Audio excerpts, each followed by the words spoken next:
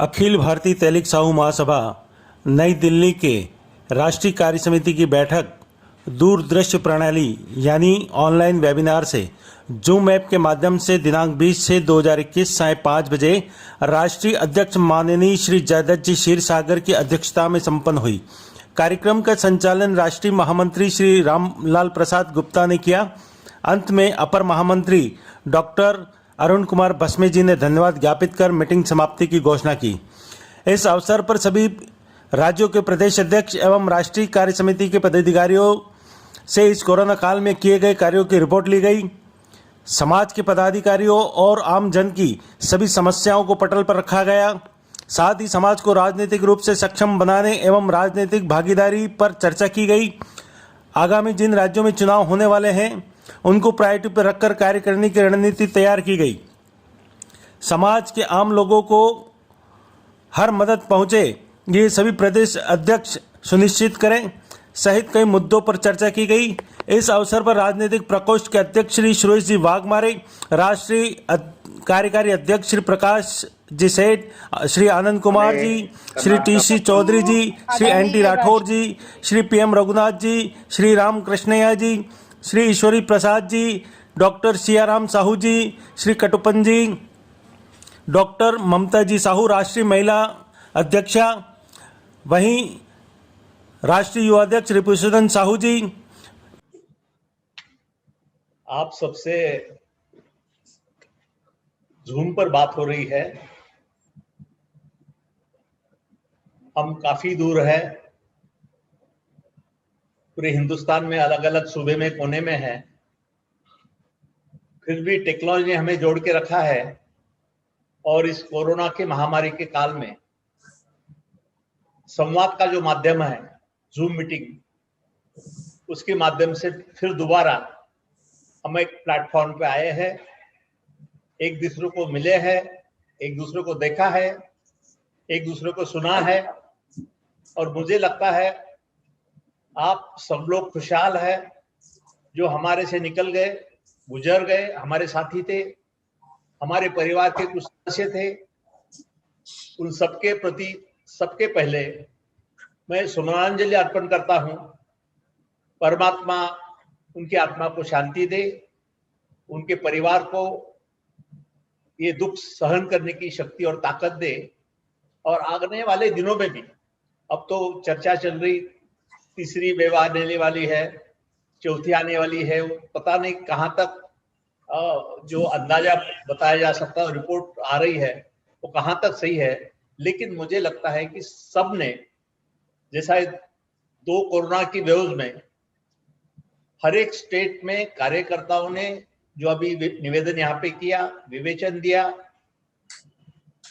राज्य के अध्यक्षों ने, वर्किंग प्रेसिडेंट ने, महिला विंग के प्रमुख ने जो बातें यहाँ पर कही और बताई, मुझे लगता है कि काफी मदद छत्तीसगढ़ से लेके और राज्यों में जहां जहां पर हो सकता है मदद की गई है। और मुझे लगता है कोरोना ने हमको काफी बड़ी नसीहत दी है कि हम ना बिखरे, हम एक रहे, हम ना टूटे, हम जुटे रहे।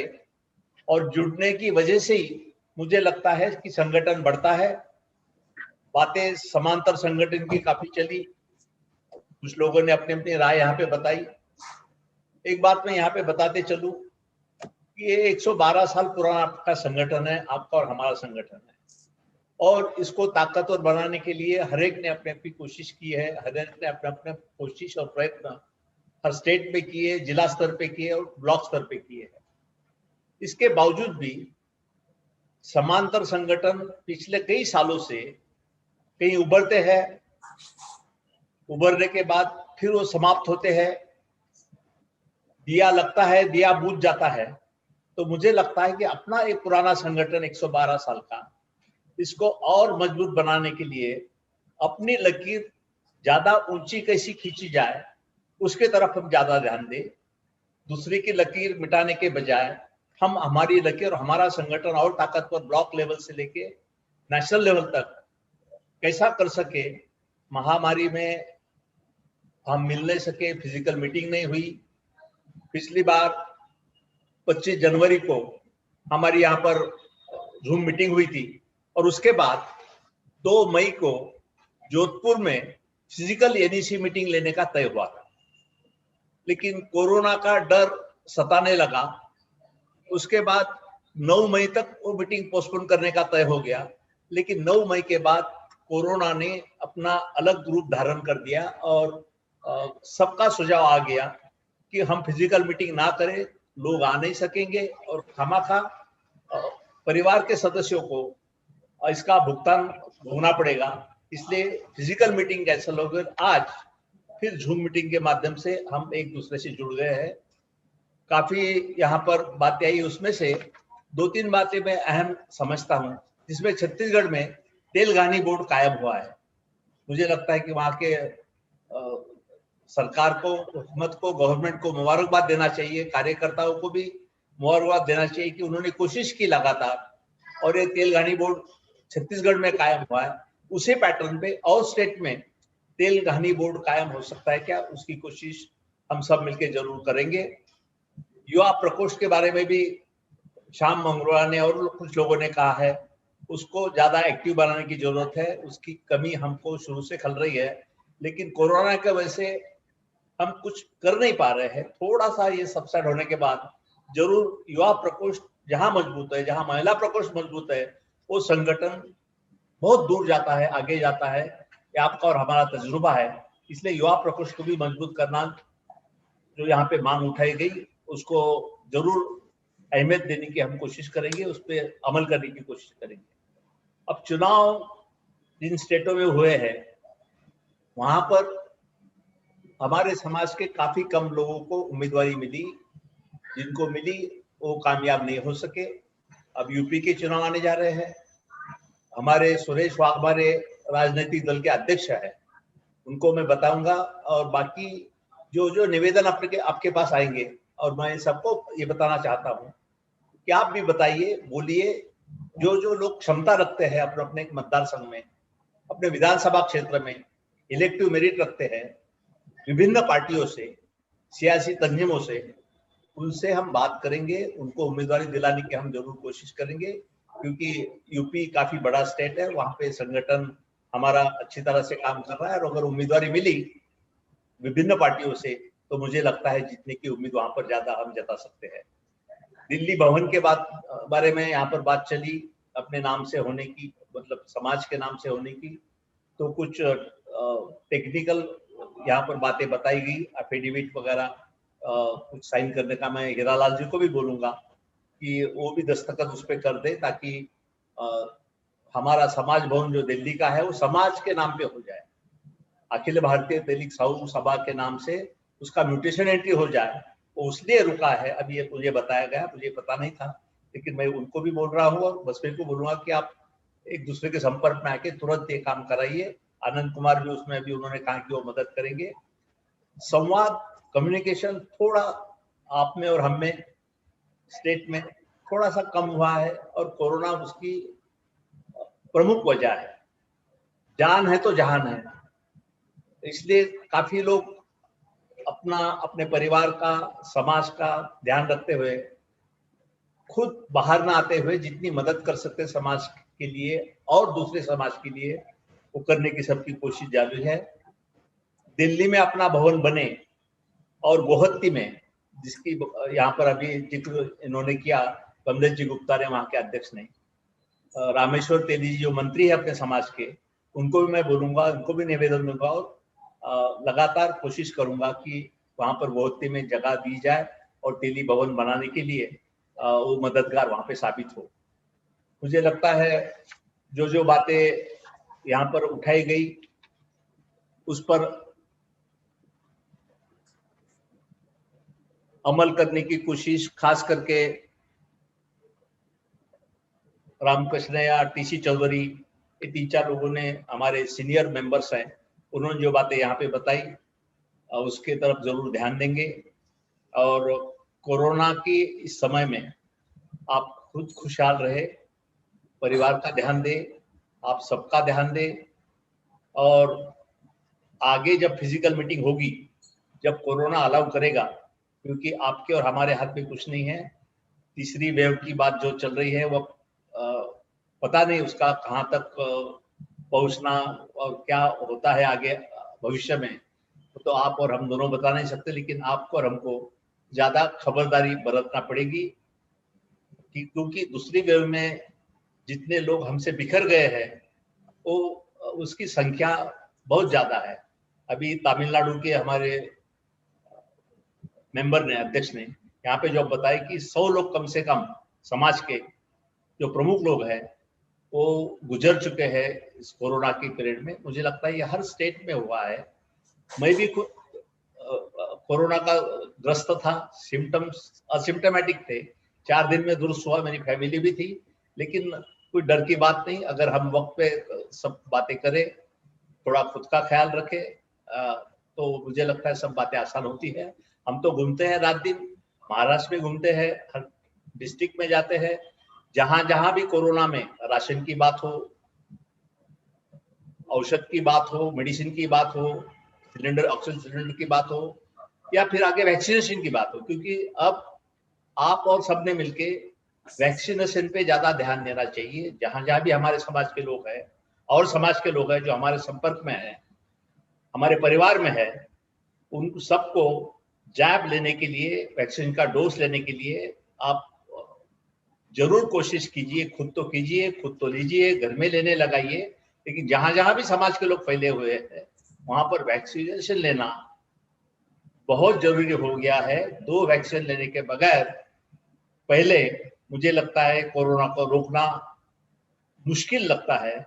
इसलिए वैक्सीनेशन और दूरी रखना और मास्क रखना, हाथ साफ धोना, ये जो बातें बार बार कही जाती है उस पर अमल करने की कोशिश करें। मुझे लगता है हम फिर से दोबारा मिलने की कोशिश करेंगे, संवाद बनाए रखेंगे सोशल मीडिया के माध्यम से। एक बात यहाँ पे बताई गई, व्हाट्सएप ग्रुप जो बना है उस पे पॉलिटिकल कमेंट्स आती है और हर कोई समाज में अलग अलग पार्टी से बिलोंग करने वाले काफी लोग हैं, एक ही पार्टी से बिलोंग करने वाले लोग नहीं है।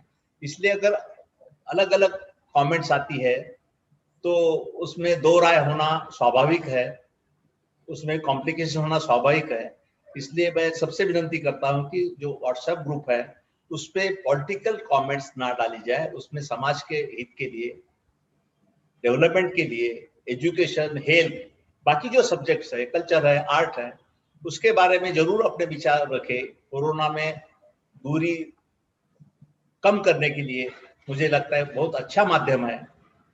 जो वेबसाइट के बारे में कहा गया है, वेबसाइट बंद है, तो उसके बारे में जरूर महामंत्री और बसमे को मैं बोलता हूँ कि तुरंत वेबसाइट को अपडेट कराया जाए। उस पर मैट्रिमोनियल का भी एक चैप्टर है, प्लेटफॉर्म है, वो भी जल्दी शुरू कराया जाए, क्योंकि कोरोना के दिनों में जब हम मिल सकते नहीं एक में, तो जब हम सफर करके वहां मंजिल तक नहीं पहुंच सकते, संवाद के माध्यम से, वेबसाइट हो, ट्विटर हो, इंटरनेट हो, फेसबुक हो, व्हाट्सएप हो, इस सब माध्यम से की दूरी हम कम करने की हम कोशिश कर सकते हैं।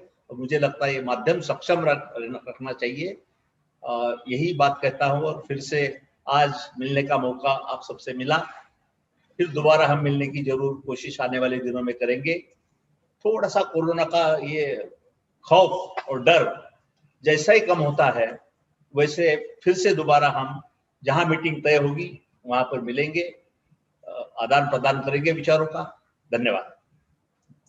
बहुत बहुत धन्यवाद। प्रकाश सेठ साहब उपलब्ध हैं, कार्यवाहक अध्यक्ष सेंट्रल जोन। मैं उनसे आग्रह करूंगा कि अपने जोन के संबंध में संक्षेप में प्रगति रिपोर्ट प्रस्तुत करें। राष्ट्रीय अध्यक्ष माननीय जयदत्त जी क्षीरसागर, जोन सभागार में उपस्थित सभी राष्ट्रीय पदाधिकारीगण एवं सदस्यगण, मैं आप सबका स्वागत करता हूं। कोरोना महामारी के इस मौके पर हम लोग फिजिकली नहीं मिल पा रहे हैं, ना फिजिकल मीटिंग हो पा रही है, पर एक अवसर भी हमें प्राप्त है कि हम अपनी मेल भाव की भावना उनसे कम्युनिकेशन करके विकसित कर सकते हैं। चुनाव के संदर्भ में आई थी, मैं काफी स्टेट में चुनाव के संदर्भ में कोशिश किया हूं। अब ये कोरोना की वजह से कहीं जाना हुआ नहीं। मैं सभी को इस वर्चुअल मीटिंग के माध्यम से कहना चाहूंगी कि जहां जहां भी चुनाव है वहां पे स्टेट वाइज और डिस्ट्रिक्ट वाइज यदि मीटिंग कराते हैं तो हम पूरा ग्रुप लेकर वहां पे आएंगे और हर पार्टी के प्रमुखों को मिलकर हमारे लोगों को ज्यादा से ज्यादा चुनाव में भागीदारी कैसी मिले इसकी जरूर कोशिश करेंगे। हमें कर्नाटका में हमारा श्रीनिवास और अशोक, भरत भूषण और विजय कुमार सभी बहुत बहुत लोग को मुलाकात कर को एक करना कर को हमने इस बीच में काफी लोगों को जोड़ा है अपने समाज के अंदर में। उसमें हमारे बहुत सारे डॉक्टर्स जुड़े हैं, कुछ डॉक्टर्स हैं, पुलिस ऑफिसर्स हैं, उनकी पत्नियां जोड़े हैं और महिलाओं करीब हमने मुझे ऐसा लगता है 25-30 महिलाएं को मैंने जोड़े हैं और वर्चुअल मीटिंग के जरिए। कोई हमने ज्यादा बड़ा मीटिंग नहीं किया दिल्ली में। और चूंकि कोरोना काल में हम सब जिंदा हैं, ये बहुत खुशी की बात है। मैं सबको, आप सब स्वस्थ हैं, इसके लिए बहुत बहुत शुभकामनाएं देता हूं और धन्यवाद देता हूं कि आप लोग अपने आप को हताहत हुए हैं। और मैं चाहूँगा कि हमारे राष्ट्रीय निर्देश के हिसाब से प्रदेश में और जिला में हमारे उन सभी भाइयों का जो हमसे पिछड़ गए हैं, उन्हें श्रद्धांजलि के लिए निश्चित रूप से कार्यक्रम दें ताकि हम उनको एक बार फिर याद कर सकें। बहुत में जुटेंगे। अगर संगठन मजबूत नहीं होगी तो हम तो इधर से उधर तितर बितर हो जाएंगे। तो मेरा यही कहना है कि संगठन को मजबूत करने के दिशा में हम लोग कोई उपाय निकालें। अभी को कोरोना था इसलिए नहीं हो पाया है, आगे इसको मजबूती के साथ हम लोग करें ताकि जो विभिन्न संगठन बन रहे हैं उस पर ब्रेक लगे। महिलाओं ने कलश यात्रा निकाली जो अन्य समाज में भी काफी पॉपुलर हुआ और अन्य समाज के लोग भी उसका अनुकरण करके अग्रवाल समाज और दूसरे समाज ने वह कार्यक्रम भी किया। हम लोगों ने कलश यात्रा के माध्यम से लोगों में जागरूकता फैलाई कि लोगों को मास्क लगाना चाहिए और डिस्टेंस बना के चलें, और यह संदेश हमने दिया जिसको अन्य प्रदेश की महिलाओं ने भी काफी सराहा और करने का भी प्रयास करेंगे तो इससे हमारी भलाई होगी। हम इससे बहुत कमजोर हो रहे हैं। हर आदमी, कोई भी 4 आदमी खड़े हुए एक संगठन बनाया, अपनी बात शुरू कर दी, तो इससे हमारा नुकसान हो रहा है। मैं यही 2-3 बातें सुझाव देना चाहता था, आपने मुझे मौका दिया। अध्यक्ष जी और सभी पदाधिकारी, महामंत्री जी, आपको बहुत बहुत धन्यवाद, बधाई। रामलाल जी, मेरा नाम बोलो। हम इसी परिप्रेक्ष्य में एक और वरिष्ठ समाज सेवी उपलब्ध हैं, पीसी चौधरी साहब। मैं उनसे अनुरोध करूंगा कि वो अपने कुछ संक्षेप में कुछ प्रगति रिपोर्ट या कुछ अपना सुझाव दें। माननीय पीसी चौधरी साहब। पीसी चौधरी साहब। सदस्यगण, आज मैं बधाई देता हूं अध्यक्ष जी को और महामंत्री जी को कि ये वर्चुअल मीटिंग आज बुलाई और इससे हम पूरे देश के लोगों की और राज्य में इकाइयों के उन प्रोग्रेस से अवगत हुए। हमारे बहुत सारे साथियों ने जो विचार, सुप्रीम कोर्ट का आर्डर से, सुप्रीम कोर्ट का जो जजमेंट था पहले, उसका सहायता से अपन लोग अपना रिजर्वेशन भी बढ़ा सकते हैं और ये सब करना चाहिए। क्योंकि एक इश्यू ले लीजिए, क्योंकि सेंसस 2011 अनाउंस करो 2011 का सेंसस, नहीं तो 2021 में कास्ट वाइज सेंसस बना दो। ये दबाव डालना चाहिए। अपन लोग क्या 10 करोड़ लोग है, थ्रू आउट इंडिया में है और बड़ा बड़ा नेतागण भी है, हम लोग बात भी कर सकते हैं उनसे। ये सब उठाना चाहिए पॉलिटिकल फोरम से जब भी ये उठाएंगे।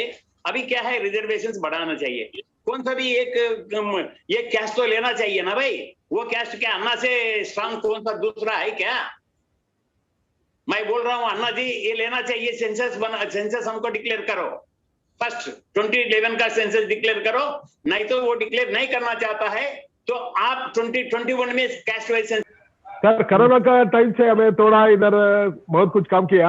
हमारा क्या बोलता है, मेडिकल किट सबको भी बांटा, हमारा जो उनको बांट दिया और फूड किट बांटा है और थोड़ा आगे ऑक्सीजन का भी सपोर्ट किया।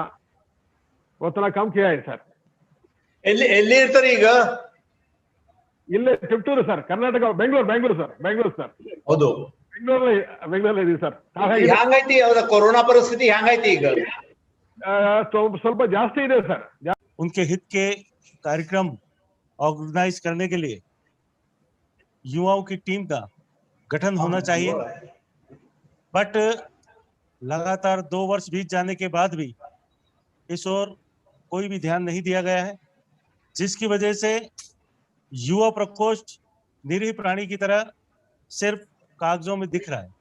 मेरा आपसे अनुरोध है, युवाओं की अगली नियुक्ति जल्दी जारी की जाए ताकि युवाओं के हित के कार्यक्रम भी लाए जा सके। धन्यवाद। धन्यवाद। बहुत बहुत धन्यवाद महोदय जयदत्तन्ना क्षीरसागर साहब, और आज के इस वर्चुअल मीटिंग में आप सभी महानुभावों को मेरा प्रणाम। महाराष्ट्र के अंदर जैसे पिछली बार मैंने अध्यक्ष महोदय से कुछ कंप्लेंट की थी और उसके ऊपर में इस साल ये who left us during this COVID-19 pandemic period. It was with an aim and mission to strengthen the upward growth of the 12 to the 14 crores of people in India belong to Tailik Sahu communities whose main profession was oil crushing, etc. in the field of social, economic, education, culture and employment. Our founder leaders instituted and working this organization for the last 100 years. With much regret, we would like to express our anguish that the lives of the common people for which the organization helped to be worked still. 500 लोगों का खाने के लिए 10 दिन का चावल और दाल और फिर उंदन दाल, ऑयल, सब लोग उनका घर को जाके करीब लोग का 500 घर का दे दिया। अभी जुलाई 1 तारीख को फिर 500 लोगों का देने का पूरा तैयार करके रखा है। ये क्या हो गया, पिछले साल कम है, कोरोना कम है, ये साल ज्यादा हो गया। ये पॉइंट है इलेक्शन जो आने वाला है यूपी में और भी जहां भी, तो उसमें ठीक है, संगठन पहले भी रहा है। जयदत्त जी अध्यक्ष हैं, उन्होंने बहुत तरह का आर्थिक सहयोग भी किया है और वहाँ के नेतागण या पार्टी के लीडर से मुलाकात करके ये किया गया है। और ये उम्मीद करते हैं कि अध्यक्ष जी इस चीज पे जागृत रहें और ज्यादा से ज्यादा अपना कोशिश करें कि अपना संगठन के लोगों को ज्यादा से ज्यादा मिले। मैं ऐसी स्थिति में अभी कोई और बात कहना ज्यादा उचित नहीं है। कही समाज हित में करने में कोई दिक्कत नहीं है, लेकिन मुझे इस बात की जानकारी नहीं थी कि ये एफिडेविट का कागज भस्मे साहब ने उनको दिया, और ये अगर मुझे पहले भस्मे साहब बताए होते तो शायद अब तक ये काम हो गया होता। तो कोई दिक्कत नहीं है। पता नहीं एफिडेविट का वो कागज उनके पास है कि भस्मे साहब के पास है। अगर भस्मे साहब के पास है, रामजी सिंह सर के पास है, मैं भेजता हूँ उनके पास। हाँ, उनको उसको भिजवा दीजिए। आपके पास भेजता हूँ मैं। हाँ, भिजवा दीजिए, मैं उनसे साइन करा के मैं आपको कुरियर करा दूंगा। और तो एक काम ये हो जाएगा, ये जो है काम हो जाएगा। और दूसरा जो अभी कोरोना काल में हम लोगों का, हाँ, तो हमारे हीरालाल जी सुन रहे हैं, तो हीरा से हमारा अनुरोध है कि वो हम कागज लेके आएंगे, क्योंकि आखिरी जो ट्रस्टी बचे हैं तो ये भी चाहेंगे कि अपने लाइफ टाइम में उसको एक ऐसा मुकाम दे दें ताकि लोग कह सकें कि साहब हीरालाल जी और स्वर्गीय काकू के पीरियड में ये महासभा का भवन खरीदा गया, और इसमें हीरालाल जी सहयोग करेंगे, मुझे पूरी उम्मीद है। पास होने वाले प्रतिभाओं का हमने सम्मान समारोह रखा है, उसमें राष्ट्र के हमारे पदाधिकारी, प्रदेश जिला अध्यक्ष इस कार्यक्रम में सम्मिलित होकर और उस कार्यक्रम के संचालक भारत मध्य प्रदेश से आए श्री राठौड़ को मुख्य अतिथि बनाया गया था। और कोरोना काल में महामारी के कारण प्रांतीय अधिवेशन सर्वसम्मति से प्रदेश महासभा जिला अध्यक्ष तहसीलों के निर्वाचन कार्यकाल को महासभा ने 2 साल के लिए बढ़ाया गया है, क्योंकि हम अभी चुनाव कराने में, तहसील, जिला और प्रदेश के चुनाव कराने में सक्षम है। इसलिए प्रदेश कार्यकारिणी ने 2 वर्ष का कार्यकाल बढ़ाया है। डॉक्टर अरुण भस्मे जी। हाँ, नमस्ते। आज 20 जून 2021 को हमारी राष्ट्रीय कार्यकारिणी की बैठक के अध्यक्ष आदरणीय श्री जयदत्त जी क्षीरसागर जी, श्री रामलाल जी महामंत्री, उपस्थित श्री सुरेश जी वाघमारे, पी रामकृष्णैया जी, चंद्रशेखर साहू जी, हीरालाल साहू जी, डॉक्टर प्रकाश सेठ जी, doctor Anand Kumar ji, doctor Shri Ishwari Prasad ji, Shri doctor Siyaram जी साहू, श्री NT राठौड़ जी, श्री PM रघुनाथ जी, श्री मोतीलाल साहू जी, श्री VA जयपाल जी, श्री रिपुसूदन जी, श्रीमती ममता साहू जी, श्री जगन्नाथ सोलंकी जी और प्रदेश के अध्यक्ष श्री शौकिन चंद्र राठौड़ राजस्थान, अर्जुन हिरवानी छत्तीसगढ़, ताराचंद साहू मध्य प्रदेश, गौरी शंकर साहू दिल्ली, विजय चौधरी महाराष्ट्र, विनोद गुप्ता उत्तर प्रदेश, भारत भूषण कर्नाटक, कुटप्पन केरल, कमलेश गुप्ता आसाम और सभी राष्ट्रीय कार्यकारिणी के पदाधिकारी, सलाहकार, विशेष आमंत्रित और कार्यकारिणी के सभी सदस्यों का मैं अखिल भारतीय तैलिक समूह महासभा की तरफ से आज के राष्ट्रीय कार्यकारिणी के बैठक में उपस्थित होने के लिए सबको धन्यवाद देता हूं और माननीय अध्यक्ष जी के परवानगी से यह बैठक यहाँ समाप्त हो रही है, मैं जाहिर करता हूं। नमस्कार।